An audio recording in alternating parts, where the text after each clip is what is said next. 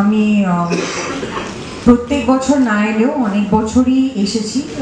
আমার বাবার প্রথম শুটিং করা ছবি সংসার সীমান্তে, সেটাও এখানে দেখানো হয়েছিল বেশ কয়েক বছর আগে, তখনও এসেছিলাম। কিন্তু আমার নিজের ছবি ফিল্ম ফেস্টিভ্যালে এসছে এবং সেটা প্রেজেন্ট করতে আমি এসেছি, এটা 2023-এ প্রথমবার হলো। আর একটা নয়, দুটো ছবি।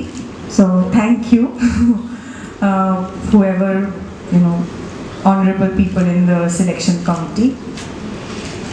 নতুনদের সঙ্গে কাজ করার ইচ্ছে আগ্রহ সবসময় থাকে, কিন্তু তার সঙ্গে একটা চিন্তাও জড়িত থাকে, কারণ তারা কতটা, যেটা তারা ভাবছে, তাদের যেটা ইচ্ছে হচ্ছে পর্দায় তুলে ধরার, সেটা কতটা ঠিকভাবে হবে, এক্সিকিউশনটা ঠিক হবে কি না, এই চিন্তাগুলো থাকে। প্রোডাকশনের অনেক ব্যাপার, টেকনিক্যালিটিস, তো সেই একটু দ্বন্দ্ব মনে থাকে প্রথমবার কোনো কাজ করার সময়।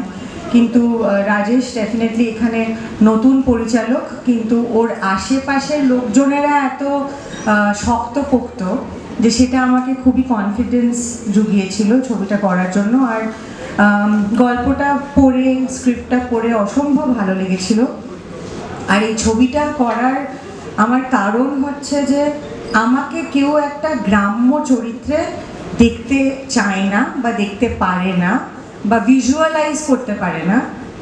কারণ প্রথমেই বলবে যে আমাকে যেমন দেখতে গ্রামের মানুষদের তেমন দেখতে হয় না, খুব আরবান একটা সফিস্টিকেশন চলে আসে ভাবনার মধ্যে। তো আমার খুব ভালো লেগেছিল যে রাজেশ এবং অভিজিৎ ব্যানার্জি, অভিজিৎ কাপুর, তারা আমাকে এই চরিত্রে দেখতে পেয়েছে। সো সেটার জন্য থ্যাংক ইউ ভেরি মাচ। কারণ সেটা একদমই কখনো আমার মনেই পড়ছে না জাতিস্বর ছাড়া তাও টুকরো একটা সেখানে পার্ট ছিল, আমি খুব একটা গ্রামের কোনো চরিত্রে অভিনয় করেছি বলে। আর বীরভূমের ডায়ালেক্টটাও ডায়লগের মধ্যে আছে, আমার কথোপকথনটা একদমই বীরভূমের ডায়ালেক্টের মতন। তো সেটার জন্য আমাকে অনেকটা ভাঙতে হয়েছিল নিজেকে। ওই ভাষাটা শুনেছি যখন কাজ করতে গেছি, লোকাল লোকজনের মুখে শুনেছি, কিন্তু আমরা তো আর প্রত্যেক দিন প্রতিনিয়ত ওই ভাষাটা শুনি না। সেই জন্য আমাকে অনেকটা বেশি খাটতে হয়েছিল, যেটা আমার খুব ভালো লেগেছিল। The more hard work the merrier.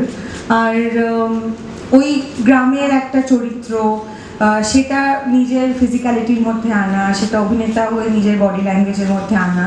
So ওইগুলো ধাপে ধাপে হোমওয়ার্ক করতে হয়েছিল সেটা নিয়ে। আর খুব মায়াময় একটা চরিত্র।